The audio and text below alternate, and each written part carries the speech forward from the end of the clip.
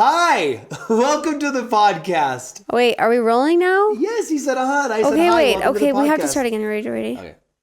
When the kids are counting sheep, when the kids go to sleep, dreams and memories. When the kids go to sleep. Okay, let's get into it right now. Are you getting sick into of it? doing the daily vlogs? We don't do daily vlogs, but we do like 5 or We don't 6 do a week. daily vlogs. We do a lot. Even though they're not daily vlogs, we're cranking them out still. And it sometimes offends me. We're like, you don't do daily vlogs. I'm like, yeah, but I'm like 5 or 6 a week. Are you sick of doing them? Talk about it. What's the stressors? Are we going to keep doing it? How long are we going to keep doing it? These people want to know if they're going to see our kids get married one day. I don't know. We don't know. This is stressful. that's gonna Welcome be up to the them. podcast. I can tell you this. We are not going to be daily vlogging for that long. Are you kidding me? What if they want to Till the start kids daily get vlogging? married? What if Well, one that- day I'm like, then it'll Gavin, be get up to that camera them. out of my face? What if it switches and one day It probably will. we're like, they're I feel vlogging like it already us has, and we're like, actually. stop, leave us alone. I feel like it already has, because there'll be moments where I'm like, I don't want to. And Avi will be like, get the camera, Mom. I know, we're like, no. Okay, let's talk about this. So this is off of our good friends Jesse and Gina just broke up from Prank vs. Prank. You may have seen the video of them announcing their separation. And I know that they're going through a lot of hard times with Jesse's mom, passing away recently. And life is hard, yeah. and the longer you live it and the more people you meet, you realize that life is hard and there's a lot of suffering. Everyone's suffering In in some some way, way shape, or form. Or another. And there's a meme I've seen out there on the internet that says, you don't know the battle that somebody else is fighting every day. So be kind. But that, video, Jesse at the end makes a very, kind of, I don't know what you'd want to call it, prophetic statement or just a kind of a warning that daily vlogging can definitely be dangerous to your relationship. And he, they just shared the struggles that, daily vlogging is. And I said this because we had a little comment party on one of the YouTube vlogs that we uploaded last night. You can't complain about this job, right? Like everybody, for the most part, complains about their job. Whatever you do, whether it's be an astronaut or be a daily vlogger or a trash compactor guy or a dishwasher or a car salesman, there's something. Or a professional athlete or... anything you do, an actress, there's crappy parts to it. There's parts that are not the best. And not saying that, we want to complain a lot, but it is what we do for a living. And I hate calling it that because I don't like to think of vlogging as our job. But there's definitely some times where it's like, this is frustrating. This is hard. And I feel like we can't ever complain about it to you guys, to the viewers, because I feel like a lot of people see this as a dream come true job where it's like, you can't. Well, it is, but it doesn't mean you're not going to have challenges.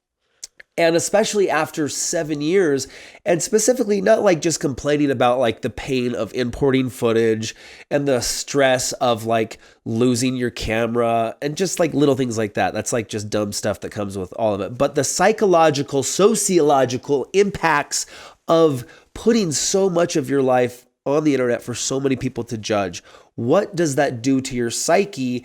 And are us and our kids like a very first test case scenario for this? And has it kind of played out in child stars early on, where you've seen early actors like Macaulay Culkin or other, stars that have been really big early on, that's affected them later on in life through addiction or whatever? Is that going to happen to our kids? Is this a different type of experience where we're living so purposely online and so many people know who we are? And we don't know the answers to that. And as parents, we're very, curious to what the right answer is. And so I've said this before, we always take the temperature of our kids where it's like, is this something you guys want to do? We don't want to force them ever into doing it. Did you notice last night, for instance, Avia, I think for the first time ever, did not want to be on camera?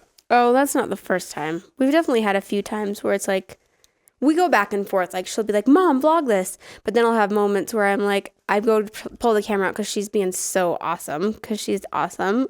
And she's like, no, don't vlog it. And I'm like, okay. Well, what was she doing last night? She was just being silly. Being so funny. and you went to pull the camera out and she's like, no, don't vlog it. Like she was self-aware. She was self-conscious. Like, oh, I'm being silly and funny. But if like, because I think they are aware that friends at school watch. Yes. I think that boys probably she like is watch. Yeah. Mm-hmm. And so all of a sudden they're becoming self-aware of the fact that they are worried about what people think. Like, oh, if I act silly like this, what will so-and-so think who's probably going to watch this video? Well, here's the funny thing is I've seen it in you. Like when the other day we went to do a live workout and we accidentally went Facebook Live on his personal Facebook instead of the Facebook page. And so like we had some friends, some family starting to get into the live chat and he's like, this is weird. And he all of a sudden sort of shut off just a little bit. I turned the Shay Carl off a little bit. I don't know. Yeah, I think you it's got a more different dynamic. self-conscious. Yeah, that's true. And that's true. It's human nature in the sense that you are more of your peers, of people that you grew up with, people from your hometown. I don't know why that is, but it happens. It's the fear of judgment. Yeah, it happened last night with Avia, and so I even mentioned, I was like, oh, is it time to stop vlogging? Like, is it going to get worse and worse, or is it a good teaching time? Because I was recently on the Tim Ferriss podcast, and I was talking about this, and he made a note about this. I said, a big key to success in my eyes is not caring about what people think. Right. Just kind of being you and unapologetic about it, and really just not caring. Being able to be vulnerable, I feel like you can't say that you can't care, right? Because you should care, but there should only be allowed to have, like, on one hand, the amount of people that opinions can really affect you and make you change the way you live. Because, like, no, you're right. You know what I mean? Yep. I just saw that on the internet too. It's where to say I don't care what anybody thinks about me isn't true, because everybody to some a little percentage does, but you cannot be affected by people's opinions of you. Right. And I think a lot of times people are stuck in inaction because of that fear. It's a hyper awareness of like, oh, what will that person think? What will that person think? What will that person think? Yes. And then they don't dare to dare. You feel me, dog? They don't do those things that, like might seem a little unorthodox or might not fit in what they are categorized in, right? A lot of times we get stuck in these boxes like, oh, you're this type of person and you do this thing. Yes. So and you start to do that to yourself. Like, oh, I'm not a poet. I'm not this I'm way, not an artist. I'm not a drummer. Whatever it is that you're like, I've never been labeled as that. I can't do that.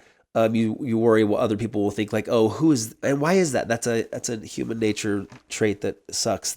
Yeah. And I guess it's a misery loves company type feeling where, oh, so-and-so, they think they're so good. They think they're going to make their life better.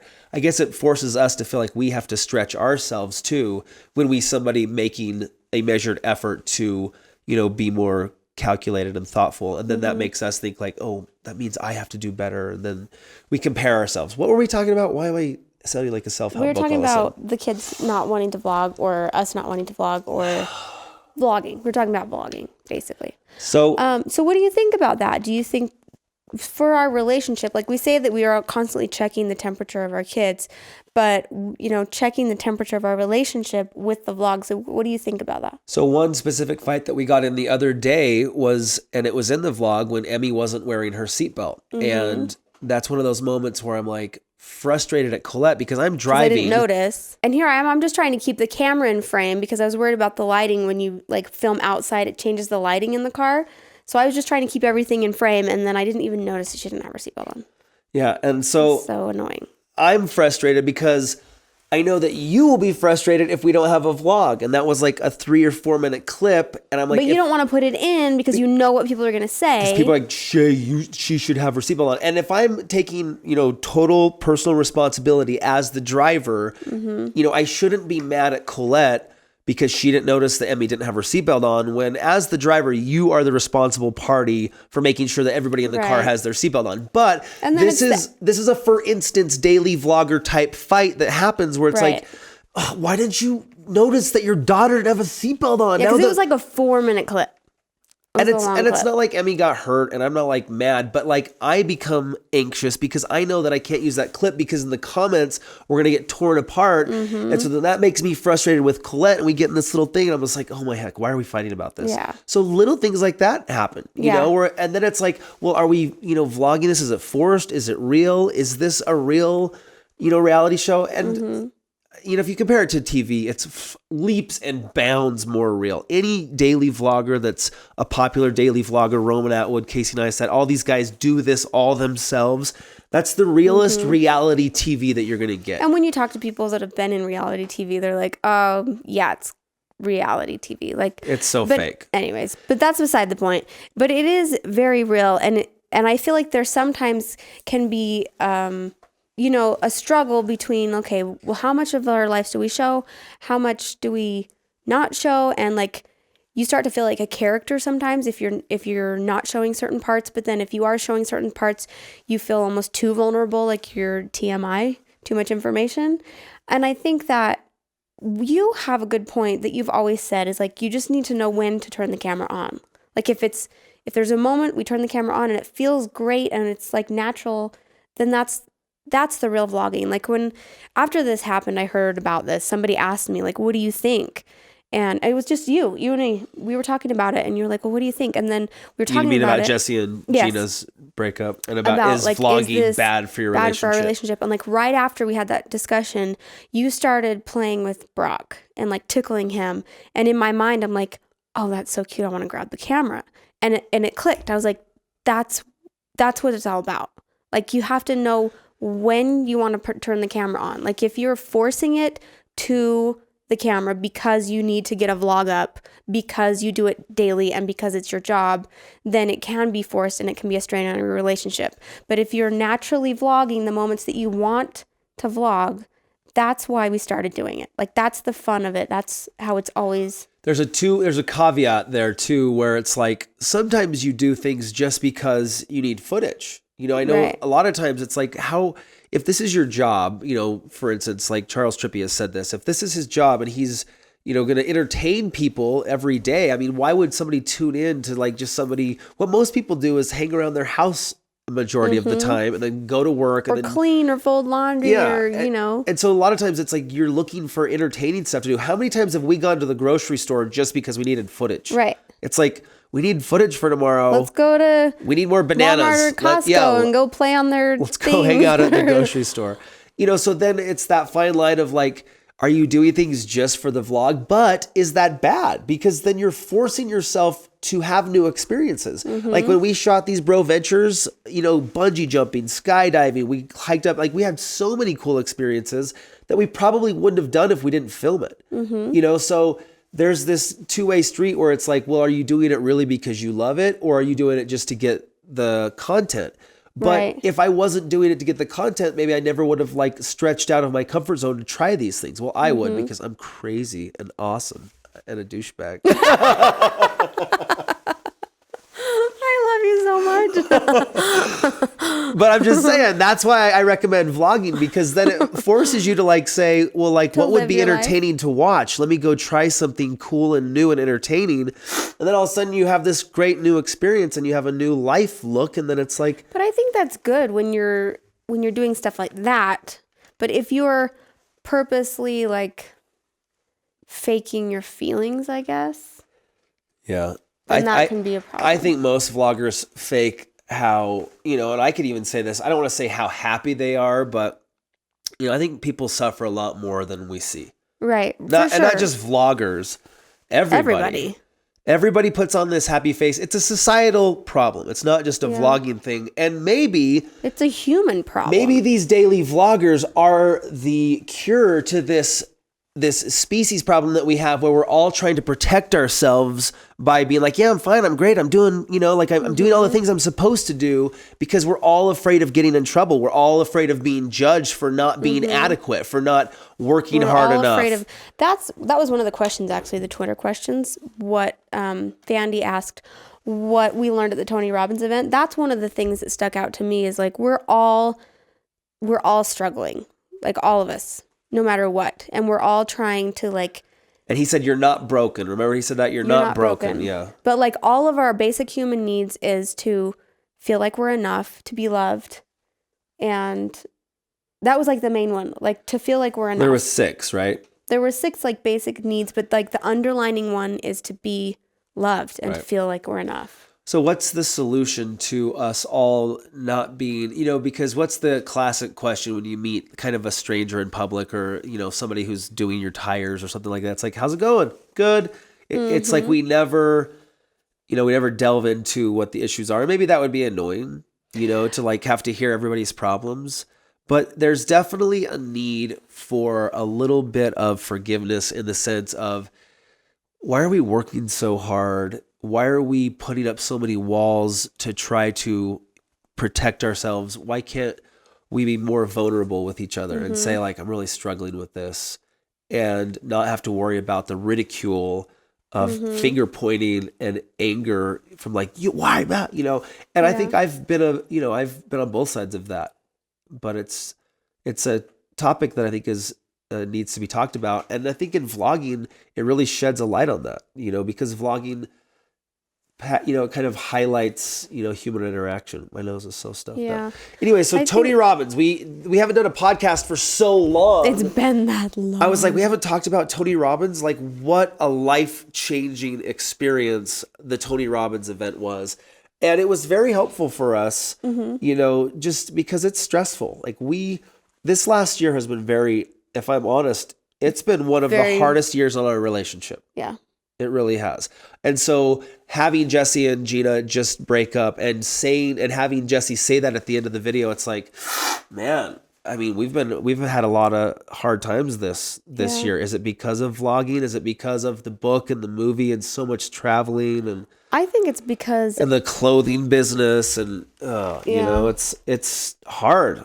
And that's partly my fault too, because it's just like I've taken on too many things, but because then the obligation of being happy in the video for the vlog becomes difficult. But just like I've always said, like I have learned that happiness is a choice because of vlogging. Like you learn that, and we're going to segue into Tony Robbins, that so much of the pain that we feel and the anger and stress that we feel is so self-inflicted in our own minds. It is. Okay, Tony Robbins, here's what we learned at Tony Robbins event. How quick can you change your life?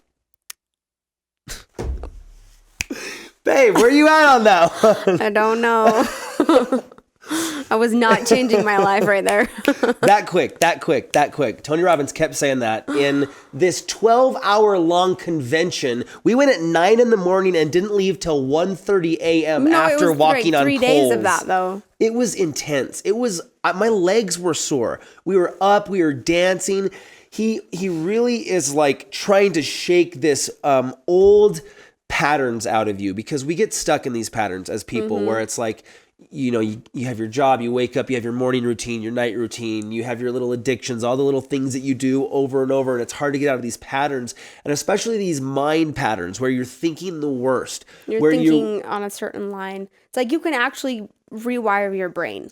Right, and he does that kind of through shock therapy with really like getting in your face and, kicking you in the shins in a sense. He literally walked around and kicked everybody in the shins. No, he didn't kick anybody, but it's like you need to like wake up and like take charge of your life. And he said almost 90% of the things that we're stressed about is just because we're letting ourselves... Like we're creating problems. We're creating problems. And he says he has this 90-second rule where he realizes that the thing that he's worrying about is not helpful to him at all, and is wise enough to see that it will serve him 0%. And so he will immediately just change his state and say, I'm not going to let it bother me anymore. And that's a strength that you have to develop, because it's like, oh, great, Shay, thanks for the advice. Just don't worry anymore. How do I stop worrying? You have to kind of sharpen this saw and this skill by realizing that the thing that you're worrying about is not going to serve you. It's a state that does not help you in any way. And you want to help yourself. You want to feel better. And a lot of times, all you have to do to feel better is to decide that things are better. They're not as bad. Decide how to not let things bother you. I feel like I love that he does that. I've also been reading a book by Brene Brown, and she talks about, allowing yourself to feel the emotion, but is helpful because you have to realize and recognize when you're feeling something. You can't just like pretend that it's not there and then change it that way. Like you have to address it, recognize it, and then change it. Like allow yourself to feel that way for just like he said, like 90 seconds. She says, for a day if you need to, allow yourself to feel that way and then get rid of it.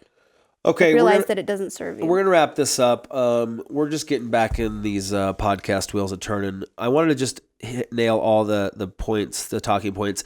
We'll talk about this more on, podcast coming up, but we went to the Tribeca Film Festival for Vlogumentary. Updates are coming soon. It's in the process of being sold. There's a lot of steps that come after the screening. We premiered the documentary, Vlogumentary, with Morgan Spurlock, Corey Vidal, and Apprentice A, Warrior Poets. The whole crew, Maker Studios helped. That premiered, and now we're going through the selling process so that we can distribute it so that you can all see it. So trust me, we're working on getting it to your eyeballs very soon. Yes. There will be updated information, but there's it's a lot of red tape, people. Let me just tell you that. Okay, It's a process. There's contracts and lawyers. We're learning so much. No, it's a nightmare. I'm never making a movie again. I was on the Tim Ferriss podcast. I'm not sure when that's coming out. We will be at VidCon coming up this summer, end of June. So come see us in Anaheim. And we're back. We're going to start doing these. This is episode 159 of the When the Kids Go to Sleep podcast. You can download it on iTunes. You can watch it. You just did. Thumbs it up. Leave a nice comment. We'll be back for episode 160 soon where we're going to talk about more information, tell you more about our lives, getting deep and dirty about how we feel about stuff. Dirty? I don't know. I'm going to keep my hands clean. Here's the point. Here's the closing statement. Say it with me. Your hands are warm. Say it with me. It's going to be okay. It's going to be okay. It's going to be okay. Everything is going to be okay. Okay? Okay, guys, just know that. Relax. Take a deep breath in. It's hard. It Exhale. sucks. I'll tell you, it sucks. It's going to be hard, but it's going to be okay. Okay? Okay. Where are you going? I got to go edit the vlog. Watch my vlog. Bye, Shay Tards. guys. Subscribe, please. We'll stay up, just you and I, and we'll talk about our pretty life when the kids go to sleep.